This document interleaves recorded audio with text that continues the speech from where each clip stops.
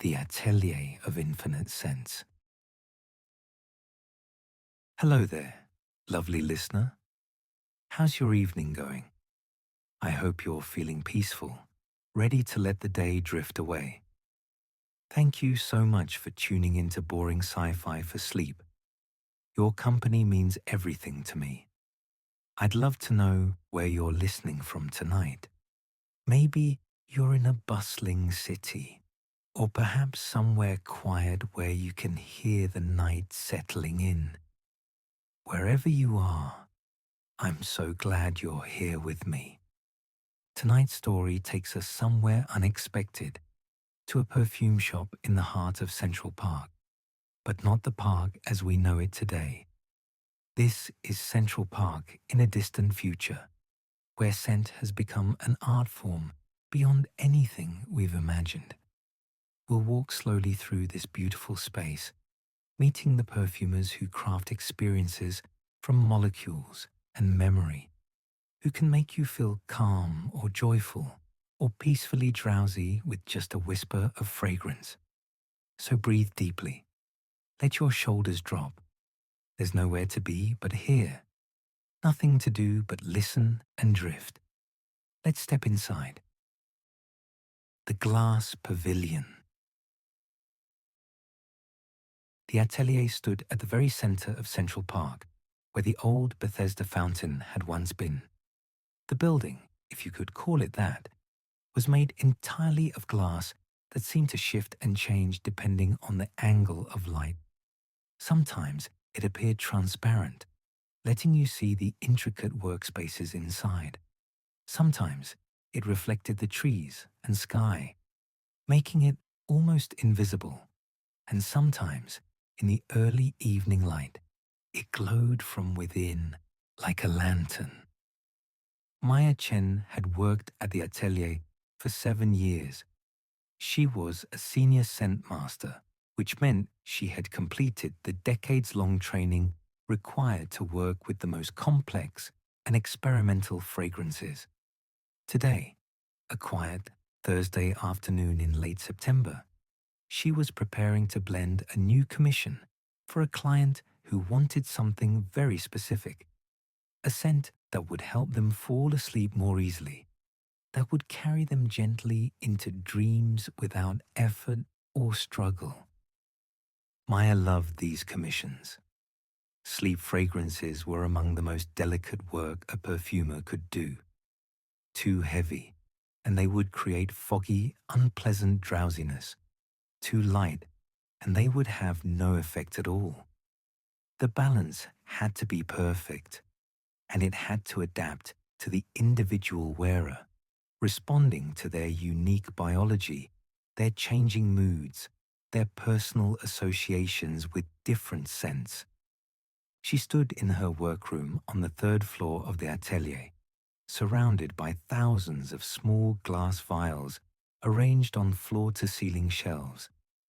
Each vial contained a different essence, some from Earth, many from other worlds, flowers that bloomed in violet light, tree resins that had formed under 3 times Earth's gravity, minerals that released their fragrance only when warmed by body heat, and synthetic molecules designed by AI and chemists working in concert that had never existed in nature but could trigger very specific emotional and physiological responses.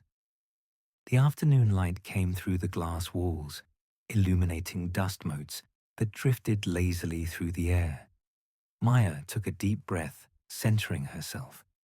Creating a fragrance required absolute focus, a meditative state where intuition and expertise merged. She needed to be calm, present, open to the subtle whispers of scent. She began. The bass notes, foundation of dreams. Every fragrance was built in layers, and Maya always started with the bass notes, the deep, long-lasting scents that would form the foundation. For a sleep fragrance, this was crucial. The bass notes would linger through the night, providing a subtle, constant presence that the sleeping mind could anchor to. Maya walked slowly along the shelves, her fingers trailing near the vials without quite touching them. She was reading the labels, but more than that, she was feeling for what was right.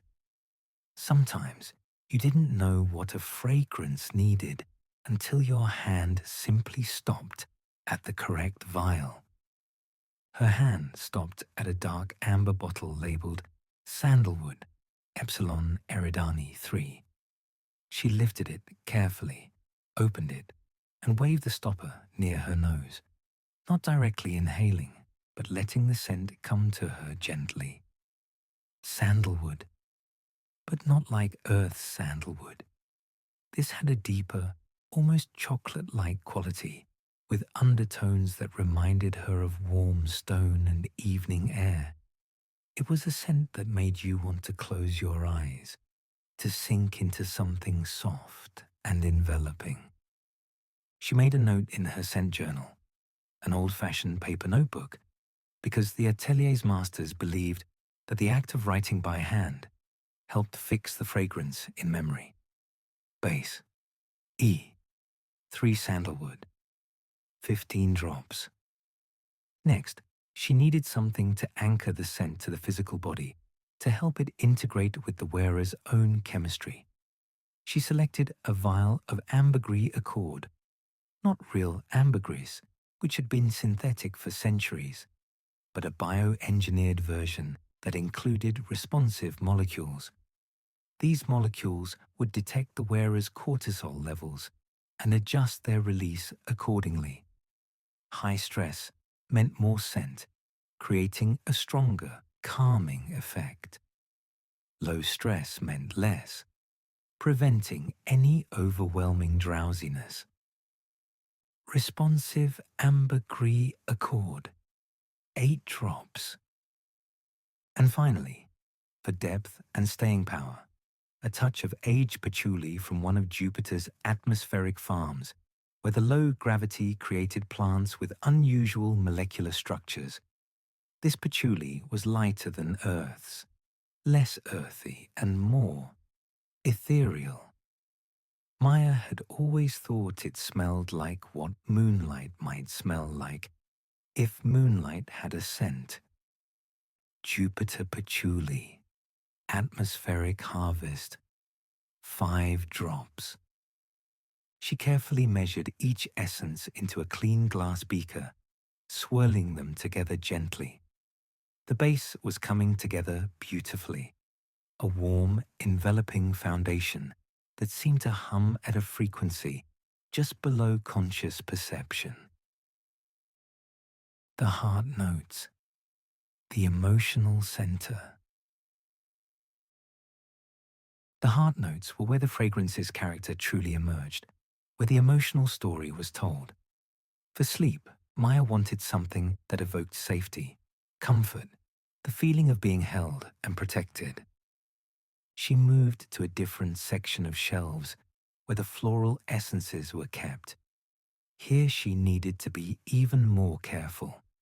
Florals could be tricky, too bright and they would energize rather than calm, too sweet and they would cloy, creating the opposite of the peaceful emptiness that good sleep required.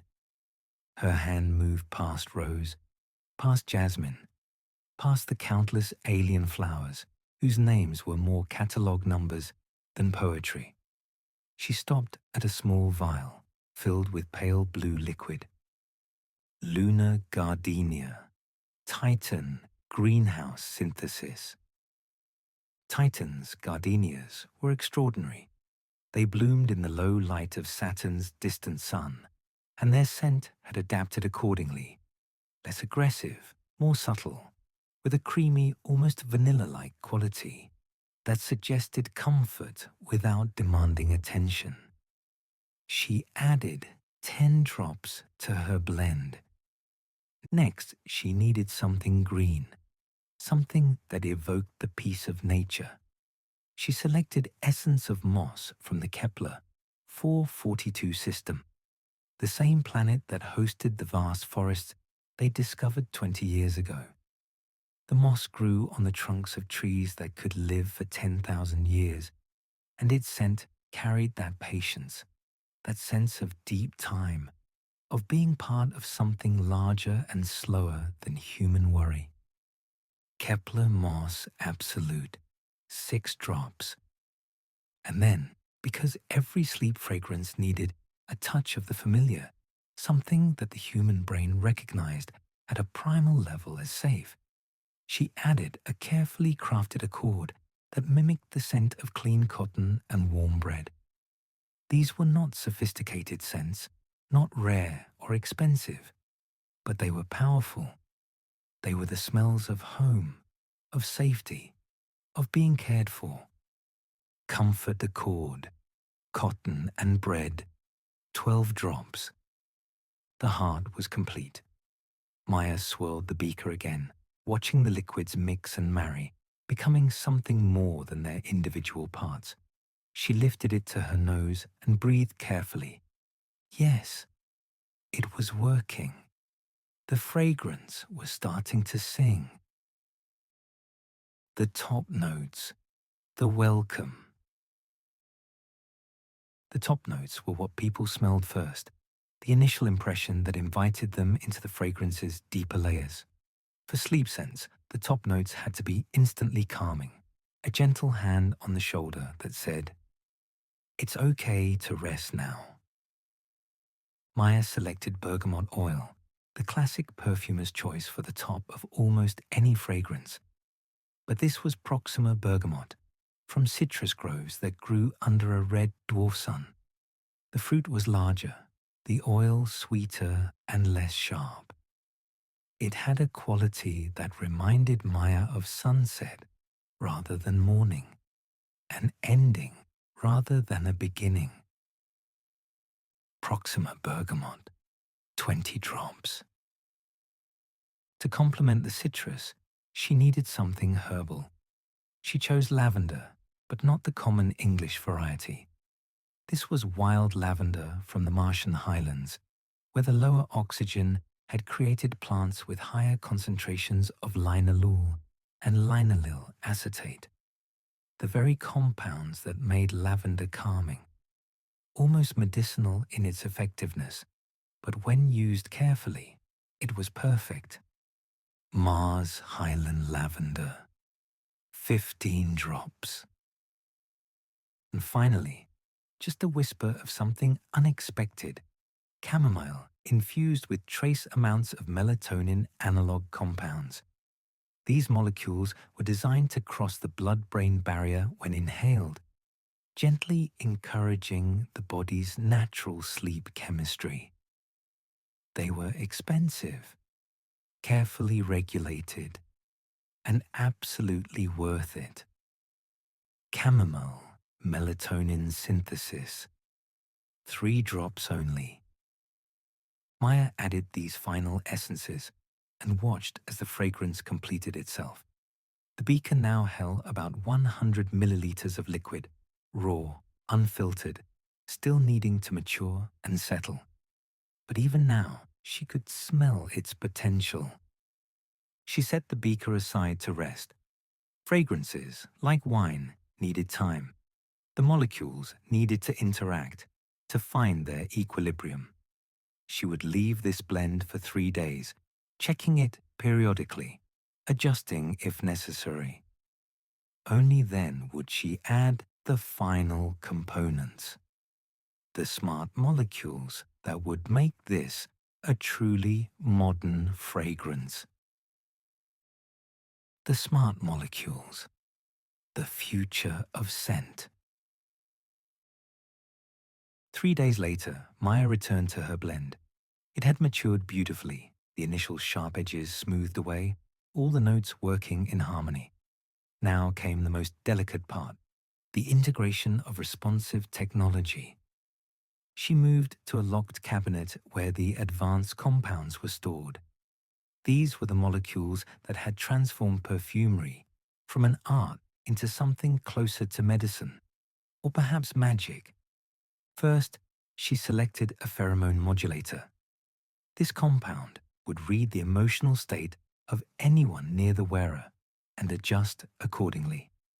If the wearer was in a stressful environment, a crowded subway, a tense meeting, the fragrance would release more of its calming bass notes, creating a personal atmosphere of peace. If they were already relaxed, it would fade to a barely there whisper. Pheromone modulator, emotion responsive, 2 milliliters. Next, a circadian synchronizer. This molecule was keyed to light levels and would strengthen the fragrance as evening approached, reaching peak intensity around the wearer's typical bedtime. As morning came and light increased, it would fade, preventing any grogginess or lingering drowsiness. Circadian sync compound, dusk enhancement, 1 milliliter. And finally, the most sophisticated addition, a location-triggered release mechanism. Maya programmed this one specifically for the client's needs. The fragrance would bloom most strongly in the wearer's bedroom, creating a Pavlovian association between the scent and sleep. Over time, just entering the bedroom and smelling the fragrance would begin the body's sleep preparation process. Location trigger, GPS integrated, bedroom specific, 0.5 milliliters. She mixed these components into the matured fragrance base, stirring with a glass rod for exactly 100 rotations clockwise, then 100 counterclockwise. The smart molecules needed to disperse evenly to integrate fully with the traditional perfume components. The fragrance was nearly complete. All that remained was testing. The testing room. The Atelier's testing room was on the ground floor, a space designed to simulate different environments and conditions. Today, Maya had set it to evening bedroom, dim lighting, comfortable temperature, a bed with soft linens, complete silence except for the faint white noise of simulated rainfall. She applied a small amount of the fragrance to a testing strip and placed it on the pillow. Then she lay down, not to sleep, but to experience what the client would experience. The scent reached her gradually. First the bergamot, bright but not sharp, welcoming her into the fragrance. Then the lavender and chamomile, creating an herbal embrace that made her shoulders relax involuntarily. And underneath it all, the warm base of sandalwood and ambergris, the lunar gardenia and moss, the comforter cord that smelled like safety itself. Maya closed her eyes and let the fragrance work. She felt her breathing slow, felt the slight tension in her jaw release, felt her mind begin to quiet, thoughts becoming less urgent, less insistent. The fragrance wasn't forcing anything. It was simply creating conditions where sleep could arrive naturally, easily, like a friend who'd been waiting just outside the door. After 30 minutes, Maya opened her eyes. Perfect. The fragrance was exactly what the client needed. Strong enough to be effective, subtle enough to not overwhelm, adaptive enough to work across different situations, but consistent enough to create reliable associations.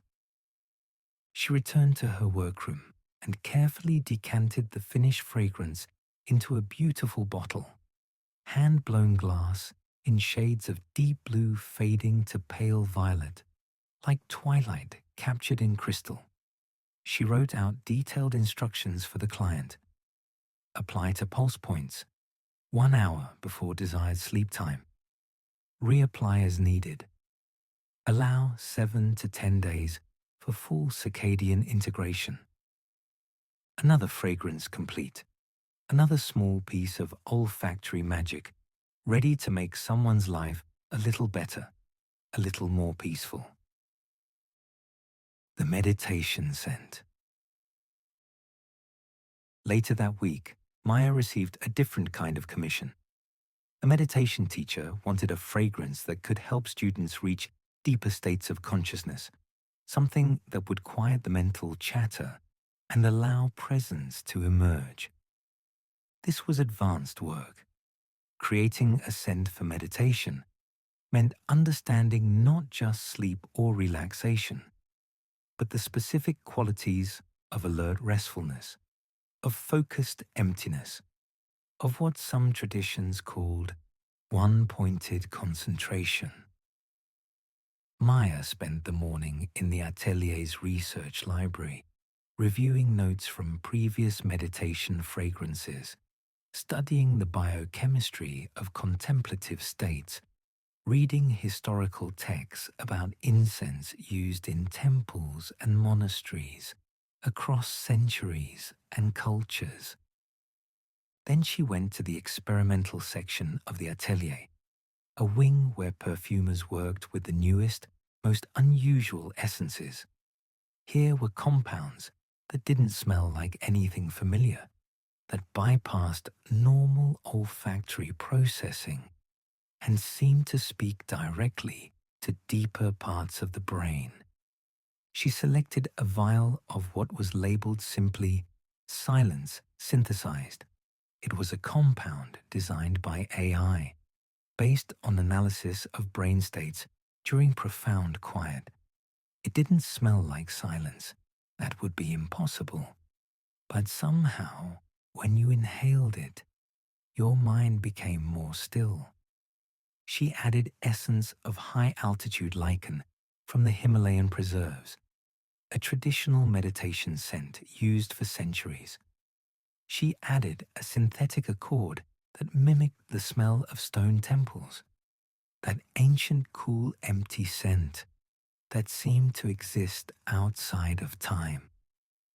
She added frankincense from Omicron Ceti 4, where the trees grew in complete silence.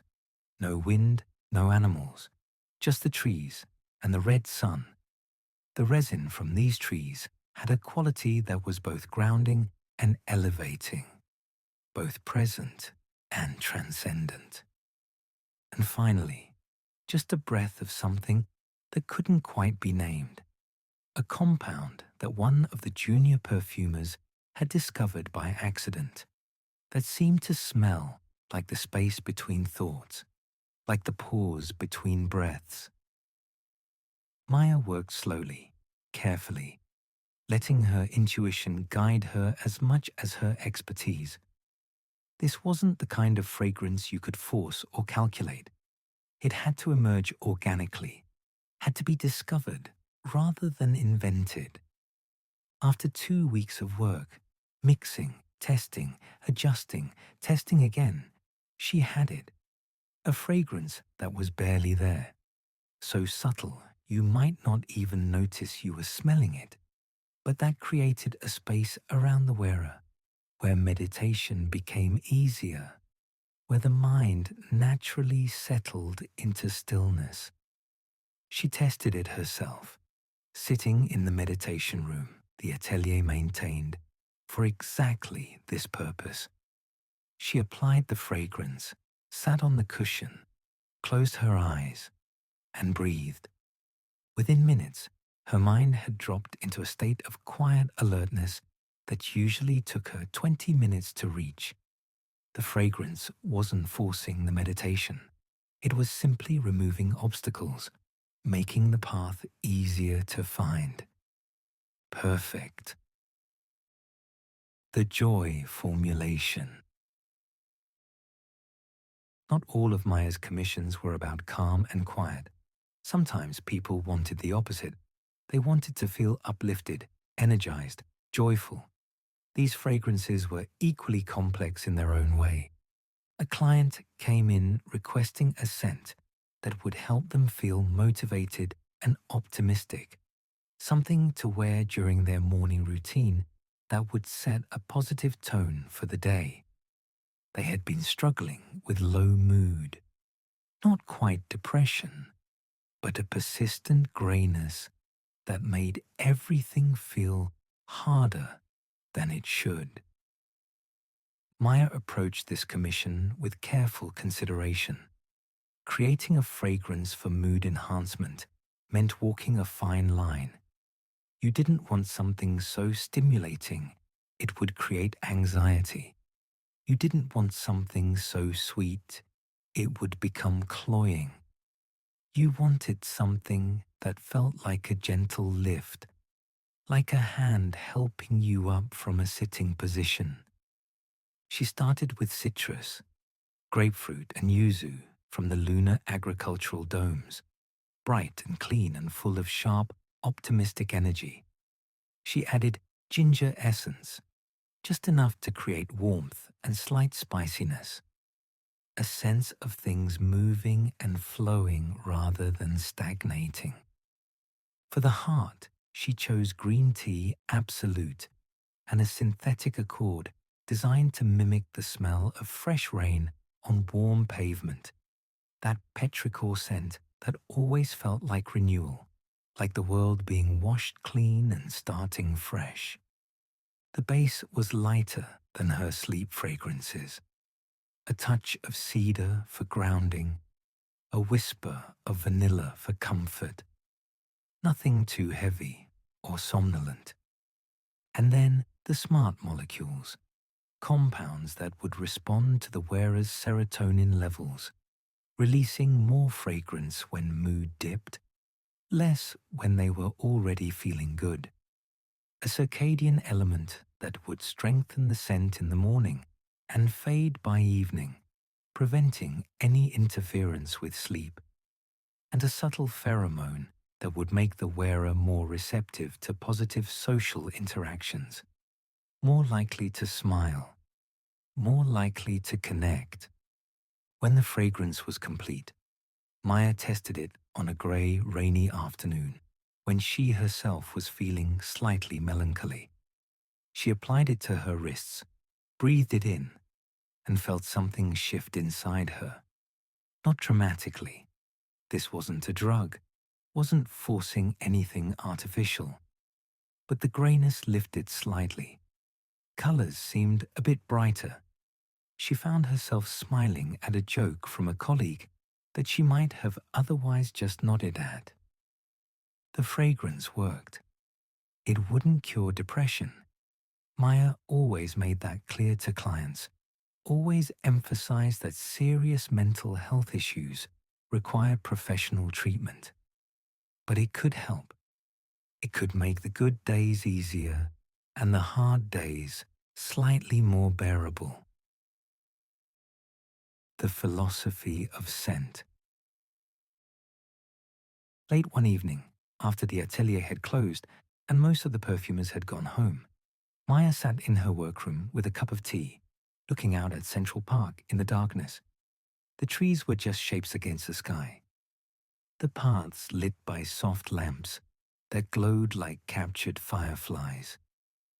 She thought about the work she did, about the power and responsibility of creating fragrances that could influence mood, emotion, consciousness itself. It was almost frightening when you thought about it too much. This ability to reach into someone's brain through their nose, to trigger neurochemicals and emotional responses, to shape their subjective experience of reality. But it could also be beautiful, used ethically, with care and respect for the individual. Scent could be a tool for healing, for growth, for making life more livable. It could help people sleep who hadn't slept well in years. It could help people find joy when joy seemed impossible. It could create moments of peace in an often chaotic world. Maya believed deeply in the principle of autonomy. Every fragrance she created was designed to work with the wearer's natural processes, not override them. The smart molecules enhanced and supported, they didn't control. The person wearing the fragrance was always still themselves, just slightly more able to access the states they wanted to reach. She finished her tea and stood, preparing to leave for the night. Tomorrow, she would begin work on a new commission, a fragrance for grief, something to help someone who was mourning, not to take away their sadness, but to help them carry it with more grace, to create moments where they could breathe a little easier. It would be delicate work. All of her work was delicate, but that was what made it meaningful. Each fragrance was a small act of care, a gesture of support for someone navigating the complex experience of being human. Maya turned off the lights in her workroom, leaving only the soft glow from the park lamps outside. She walked down the glass stairs, through the quiet atelier, and out into the cool September night. The air smelled of autumn leaves and distant rain, of the city settling into evening, of the natural world doing what it had always done, creating scent, creating beauty, creating the invisible atmosphere we all move through without thinking. Maya breathed deeply, grateful for her nose, grateful for her work, grateful for the gift of being able to shape this invisible dimension of existence into something helpful, something healing, something that made the world just a little bit gentler. Rest now, dear listener. Imagine you're wearing the perfect fragrance for this moment, something that smells like peace and safety, like letting go and drifting away. Breathe it in. Let it surround you. Let it tell your body and mind that it's safe to sleep now, that everything can wait until tomorrow. You are held in invisible comfort. You are supported by something gentle. Sleep well.